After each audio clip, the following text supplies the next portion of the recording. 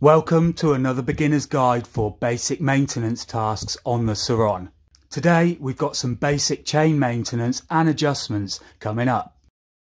Giving your chain and sprockets proper care and keeping the correct amount of slack will improve the lifespan of these components. Also, if really neglected, will cause failure or some expensive damage to your bike. This maintenance task should be performed before every ride and the slack adjusted accordingly. All you're going to need is two open-ended 10mm spanners, a 6mm Allen key, a 17mm socket and ratchet. You also should have a torque wrench. I've got the specs on a sheet here. You could use these calipers, but I'm going to use the Motion Pro slack setter. That's what I usually use.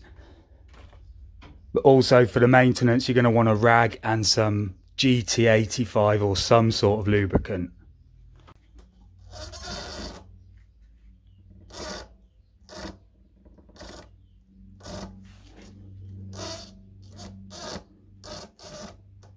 First, check the sprockets. Make sure you check all the teeth front and rear for excessive wear like grooving or teeth turning into waves or even broken ones, just anything out of the ordinary. This is the worst example I could find. It's not off a motorbike. But look at those teeth. They're like waves. Half of them are practically worn off. You don't want anything looking like that. If it's got that bad, it's gone way too far. Any kind of signs of the three just mentioned will mean time for some replacements. Now, when these need replacing, it's recommended so is the chain, as failing to replace all three at the same time will prematurely wear your new part. Now the chain inspection. There's three quick ways to tell if your chain has seen better days. First, can you see daylight when you pull the chain on the back of the sprocket? No. Side to side movement, it depends if it's an O-ring or not. This is an O-ring. That's fine.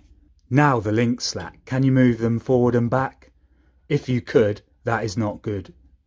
Now we've established our chain and sprockets are healthy, we can move on to tension and alignment. Now, this chain has a very small amount of slack compared to a normal off-road bike that most people can relate to. This would normally pass as acceptable, but not on the Surron. This will cause problems and prematurely wear your components. Look, we don't have much clearance for the chain going through the swing arm, and if you're bouncing around over rough terrain, then that slack loose chain will rub the top of this swing arm just there. As you can see, I've done it before. The reason this chain needs to be tighter than on a traditional dirt bike is because the sprocket is in the centre of the swing arm axis, creating a pivoting transmission rack, unlike a normal dirt bike. Where the front sprocket runs from the side of the engine, we then need more chain slack. As the chain pulls tight under compression, to compensate for all the travel in the rear wheel. So this works completely different as the front sprocket runs off the centre of the swing arm axis. So it does not stretch when the suspension is compressed like a normal dirt bike does. Usually on a dirt bike you check the slack on the top of the chain. However, on the Surron you do it on the bottom of the chain. And you want to get in the middle between the rear sprocket and the front sprocket. There is many ways to gauge the slack. You could guesstimate, you can use a pair of these calipers. You could use a tape measure, but this is my preferred choice. The Motion Pro slack setter. At least then I'm very consistent each and every time. I'm not going to explain how this works, but you'll get a rough idea.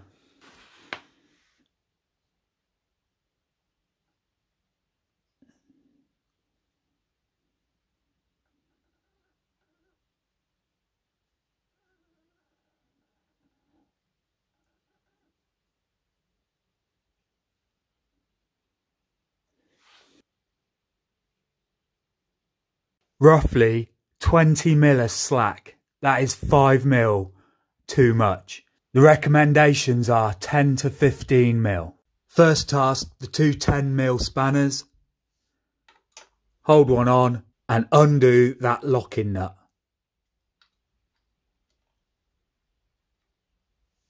Repeat that on the other side. Now with the 17mm socket, I'm going to undo the axle nut. And on the other side, the 6mm Allen key.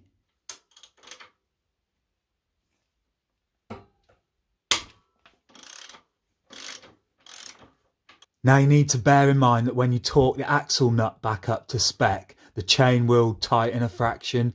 So you need to compensate for that by leaving a mil or two on the chain slack. That's what I do. Now, to tighten the chain, you want to screw this bolt out so it pushes on the adjustment block.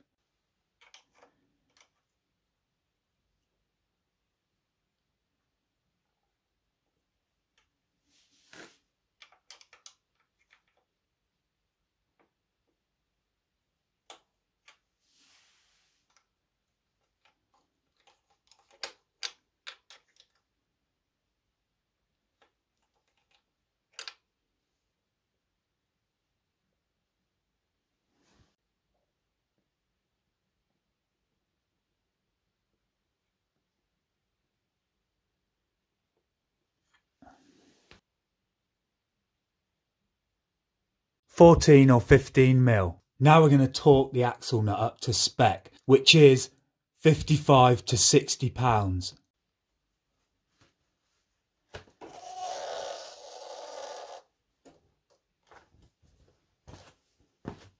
That just helps seat the blocks against the bolts.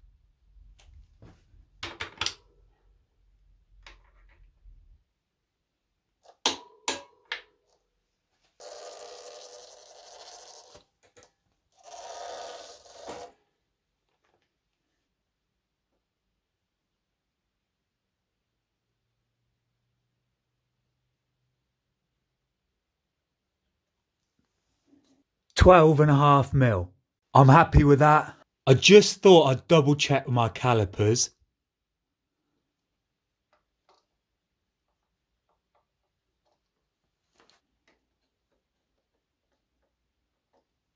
That the alignment is bang on.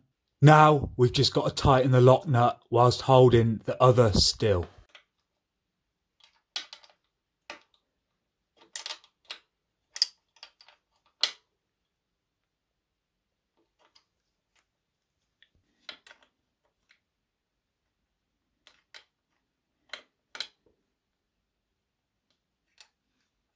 The sprockets are good, the chain is correctly tensioned and aligned.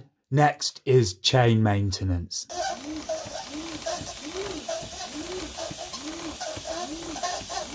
This is an O-ring chain, so the purpose of this is purely just to keep it rust free. Then finally, I'm just going to give it a wipe with my rag, just so I don't pick up all the dirt and dust next time I'm out on the trails.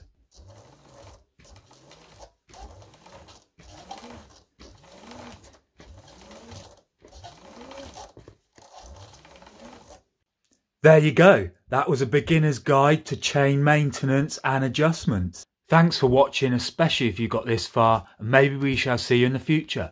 Moto Machines out.